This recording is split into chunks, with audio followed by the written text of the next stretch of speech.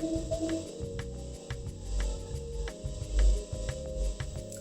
Everyone, welcome back on coding. तो इस video में जैसा मैंने बताया था कि हम लोग एसएमबी सर्वर सेटअप करेंगे हम लोग के रास्पबेरी पाई के ऊपर। फिर एक हार्ड डिस्क उससे कनेक्ट करेंगे जिसको हम लोग माउंट करेंगे।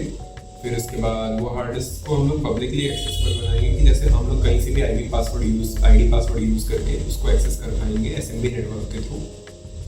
बट कैच ये है कि आपको टेलस्केल का एप्लीकेशन चाहिए होगा उस डिवाइस में इंस्टॉल जिसमें भी आप एक्सेस करने की कोशिश कर रहे हैं। ठीक है, तो देखते हैं। सबसे पहले ये लास्ट वीडियो में मैंने एक्सप्लेन किया हुआ था कि कैसे टेलस्केल सेटअप करना है। ठीक है, अब यहाँ पे आप देख सकते हैं मेरे पाई की आईपी एक्सेसिबल है और मेरे मैक का आईपी यहाँ पे विजिबल है। मैं इसको कॉपी करता हूँ, SSH कर लेते हैं अपने पाई में।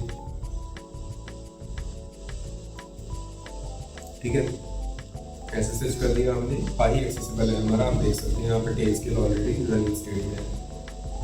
ठीक है, ये डिवाइस मेरा दिखा रहा है। अब हम लोग देखते हैं कि सांबा कैसे इंस्टॉल करना है इसके ऊपर। सांबा एक ऐसा एप्लीकेशन है जिसको एसएमबी सर्वर जो है वो विंडोज़ के लिए बने हैं। ठीक है, थोड़ा सा हिस्ट्री बता देता हूँ। बट एसएमबी सर्वर्स को ओपन सोर्स लोगों ने सब जगह चला दिया, तो हम यूज़ कर लेते हैं, उससे कोई दिक्कत नहीं है। एसएमबी सर्वर जो है आपका फाइल स्टोरेज सर्वर है जो कि विंडोज़ यूज़ किया करता था, अभी भी करता है, था नहीं। आप भी यूज़ कर सकते हैं इजीली किसी भी लिनक्स डिवाइस में। तो यहाँ पे स्टार्ट करते हैं हम लोग एक sudo apt install Samba common दिन।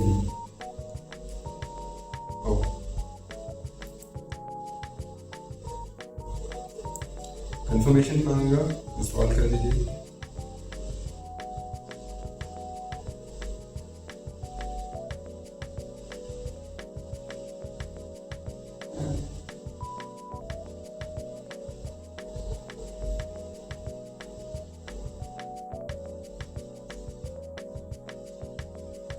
ठीक है, तो जैसा कि आप देख सकते हैं कि इंस्टॉल हो गया है। अब हम लोग चलते हैं अगले स्टेप में। अगला स्टेप है विम इंस्टॉल करना है। अगर आपके पास नहीं है, विम लिख के देख लीजिए। अगर आपके रास्पबेरी पाई में विम इंस्टॉल नहीं है तो ये मस्ट हैव टूल है जो आपको कर देना चाहिए। sudo apt install Vim. अगर आपको नैनो यूज़ करना कंफर्टेबल लगता है तो आप वो भी कर सकते हैं, वो भी एक फाइल एडिटिंग टूल है।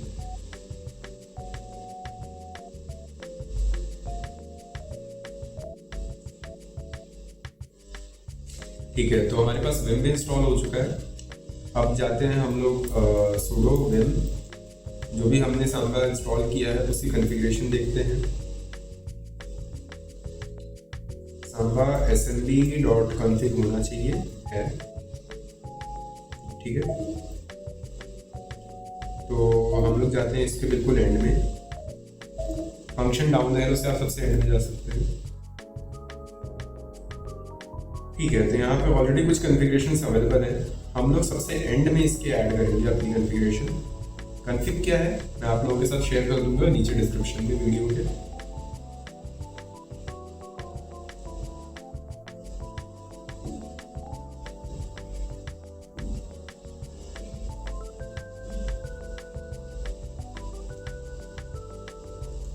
ठीक है, मैंने यहाँ पे पेस्ट कर दिया। एक बार मैं आप लोगों को समझा भी देता हूँ कि ये क्या है।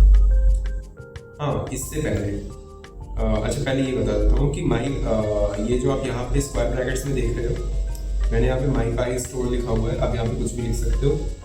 ये वो नाम है जो आपको एसएमबी कनेक्शन के टाइम पे आपको वहाँ पे दिखाई देगा जहाँ से भी आप कनेक्ट करोगे एज ए नेटवर्क।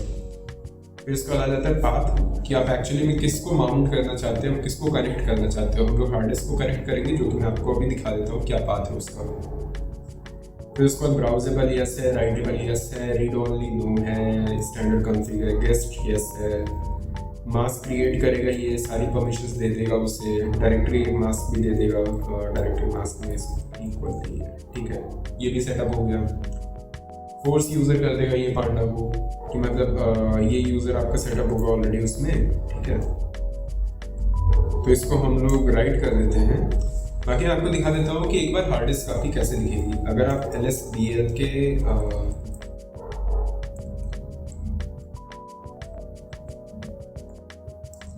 LSBL के करोगे तो आपको यहाँ पे दिख जाएगी आपकी हार्ड डिस्क। जैसे आप देख सकते हो यहाँ पे मेरे पास विजिबल नहीं है, तो चलते हैं उसे कनेक्ट करते हैं हार्ड डिस्क को रास्पबेरी पाई से USB के थ्रू, फिर उसके बाद आपको दिखाते क्या है। ठीक है, तो ये रहा हमारे पास रास्पबेरी पाई, हमारी हार्ड डिस्क ये रही। इसको करते हैं इससे कनेक्ट।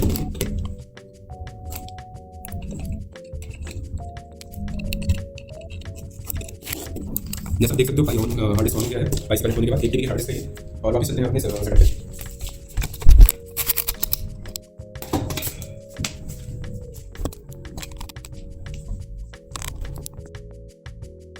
ठीक है, तो अब हम लोग देखते हैं कि हमारा हार्ड डिस्क विजिबल है या नहीं। फिर से हमने कनेक्ट कर लिया है इसे। आप यहाँ पे देख सकते हो मेरे पास हार्ड डिस्क विजिबल है। यहाँ पे 931.5 गिग्स का दिखा रहा है, आपका भी विजिबल होगा। अब इसको कर लेते हैं हम लोग माउंट। माउंट सूडो के साथ किया जाता है। सबसे पहले आपका आएगा सोर्स कि किसे माउंट करना है और कहाँ माउंट करना है, ये आपको बाद में बताना पड़ेगा। MNT SDA करके माउंट कर लेते हैं, आप कुछ भी नाम दे सकते हो। ठीक है, ये कह रहा है, एक इशू हमने फेस किया है कि SDA करके MNT SDA करके कोई फाइल स्ट्रक्चर ही नहीं है। सबसे पहले वो बना देते हैं, उसके लिए आपको रन करना पड़ेगा sudo mkdir-p MNT SDA। तो अब ये फोल्डर बन चुका है। अब उसमें कर देते हैं माउंट।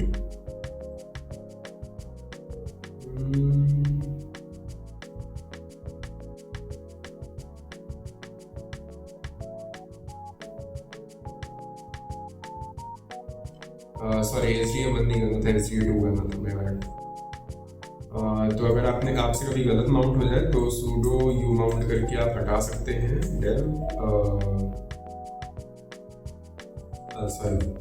MNT आपने जहाँ पे भी माउंट किया है SDA u माउंट करके हट गया। अब हम लोग SDA 2 माउंट कर देते हैं। ठीक है, अब आपका LSBL के करके देख लेते हैं। यहाँ पे हमारे पास विजिबल होना चाहिए MNT SDA। ठीक है, अब चल लेते हैं MNT SDA में। यहाँ पे देखते हैं हमारे पास है क्या, कुछ भी नहीं है, ब्लैंक। ठीक है, एक टेस्ट फाइल क्रिएट कर लेते हैं ताकि जब हमारा सर्वर कनेक्ट हो तो हमें पता रहे कि हमने ये हमारा ही कनेक्टेड है और ये टेस्ट फाइल वहाँ पे भी विजिबल है। तो क्रिएट करते हैं hello world.txt। देख सकते हैं आप यहाँ पे वो फाइल क्रिएट हो चुकी है। अब इसको कर देते हैं यहाँ से एग्जिट नहीं करना। हाँ ठीक है, तो हमारा माउंट पॉइंट क्या है, MNT SDA। अब देख लेते हैं एक बार फिर से जो हमने कॉन्फ़िग किया था, सांबा कॉन्फ़िग। ठीक है, ये हो गया हमारा। नेटवर्क नेम है माई पाई स्टोर। माउंट पॉइंट हमारा हो चुका है MNT SDA। अगर आपने कुछ और नाम रखा है तो आपको यहाँ पे चेंज करना पड़ेगा। यूज़र हमारा वही है जो हमारा यहाँ पे यूज़र है। अब कर लेते हैं, एक और स्टेप आता है हमारे पास कि पासवर्ड रीसेट करना है इसका। sudo smb पासवर्ड, उसके बाद फिर आ जाता है हमारा पांडा। नया पासवर्ड बताना है इसे, मैं रख देता हूँ कुछ भी। अच्छा, ये कह रहा है कि हमारे पास सांबा भी रिस्टार्टेड नहीं है नई कॉन्फ़िग के बाद। सांबा हमने रिस्टार्ट कर दिया। इसका स्टेटस चेक कर लेते हैं कि ये चल रहा है या नहीं। ठीक है,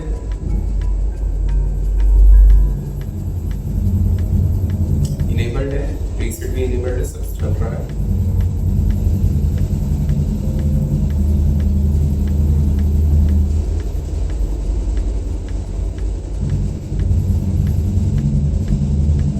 कुछ इशू हुआ है, इसको डीबग करते हैं क्या है।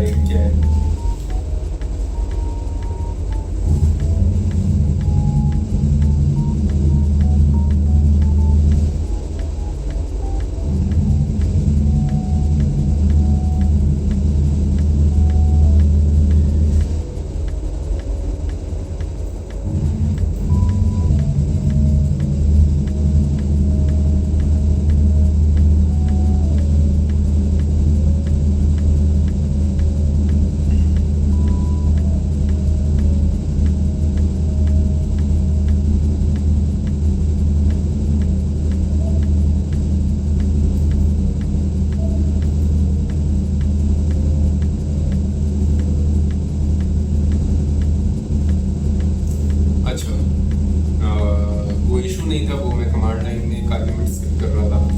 आप यहाँ पे sudo smd पासवर्ड -a करके पांडा ऐड करोगे तो आपका यहाँ पे पांडा नाम का यूज़र smd में ऐड हो जाएगा, ठीक है, पासवर्ड के साथ। यहाँ पे मेरा यूज़र ऑलरेडी ऐड था, बट आपका अगर नहीं है तो इसकी तरह यहाँ पे आउटपुट मिलेगा आपको। एक काम हमें और करना है कि जो हमने हार्ड डिस्क कनेक्ट किया है उसकी रीड राइट परमिशन सबको दे देंगे, ताकि आप जब कनेक्ट करो नेटवर्क से तो आपको उसकी रीड राइट परमिशन एक्सेसिबल हो।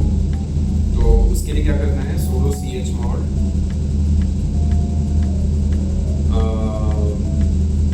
-r रिकर्सिव परमिशन देनी है। रिकर्सिव मतलब वो हार्ड डिस्क, उसके अंदर वाले जो फोल्डर्स है, उसके अंदर वाले जो फोल्डर्स है, सबको परमिशन दे देनी है। -r 777 काफ़ी ज़्यादा अनसिक्योर परमिशन होती है, बट हम लोग टेस्टिंग पर्पसेस के लिए यही देंगे ताकि हमारी सारी चीज़ें चल जाए एक बार में।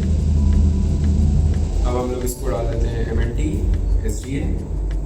अब इसकी परमिशन सबके पास है, ठीक है। अब करते हैं सांबा को रीस्टार्ट हो गया। स्टेटस एक बार चेक कर देते हैं, सब सही चल रहा है, ठीक है। अब नेट फाइंडर के थ्रू इसको कनेक्ट करने की कोशिश करते हैं। आप विंडोज में यूज कर सकते हो, मैं मैक में फाइंडर यूज कर रहा हूँ। नेटवर्क में जाओ, नेटवर्क में माईपाई करके मैंने एक ऑलरेडी सेटअप कर रखा था, बट एक नया सेटअप करते हैं। और ठीक है, तो फाइंडर में हम लोग नया सेटअप करते हैं। यहाँ पे हमारे पास है कनेक्ट टू सर्वर का ऑप्शन आ रहा है। कनेक्ट टू सर्वर में आप यहाँ पे देख सकते हो माईपाई स्टोर करके हमने यहाँ पे नाम डाला था। यहाँ पे मुझे वही डालना पड़ेगा, माईपाई स्टोर। और आईपी मेरी रहेगी जो हमारे पास ये टेलस्केल देगा। टेलस्केल से आईपी कॉपी कर देते हैं, यहाँ पे पेस्ट कर देते हैं, ठीक है, ये हो गया। अब हम लोग करते हैं इससे कनेक्ट।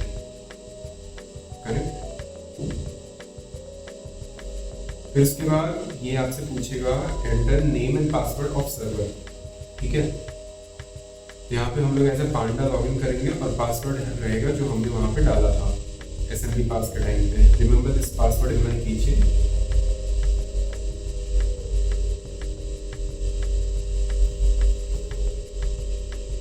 यहाँ पे शायद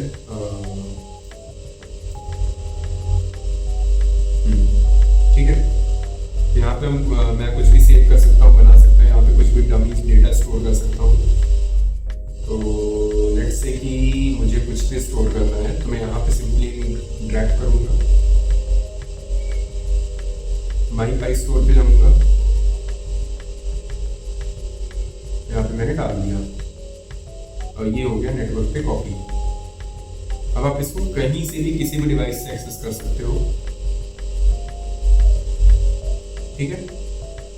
अब इसका प्रूफ देने के लिए मैं करता हूँ इसको डिस्कनेक्ट और मैं आपको फोन से एक्सेस करके दिखाता हूँ कि फोन से क्या होता है, ठीक है।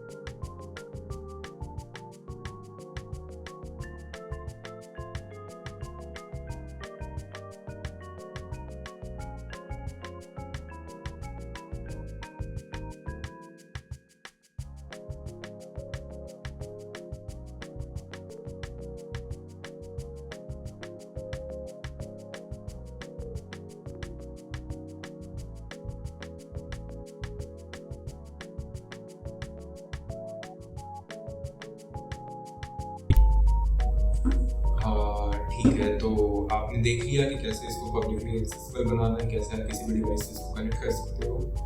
मैं तो इसे टीवी वगैरह के साथ कनेक्ट करके यूज़ करता हूँ, आप किसी भी चीज़ के साथ कनेक्ट करके इसे ट्राई कर सकते हो। जहाँ जहाँ पे टेलस्केल का एप्लीकेशन अवेलेबल है वहाँ पे आपका नेटवर्क अवेलेबल होगा, ठीक है। तो ये वीडियो तो हो गई स्टोरेज एक्सेस के लिए पाई के थ्रू।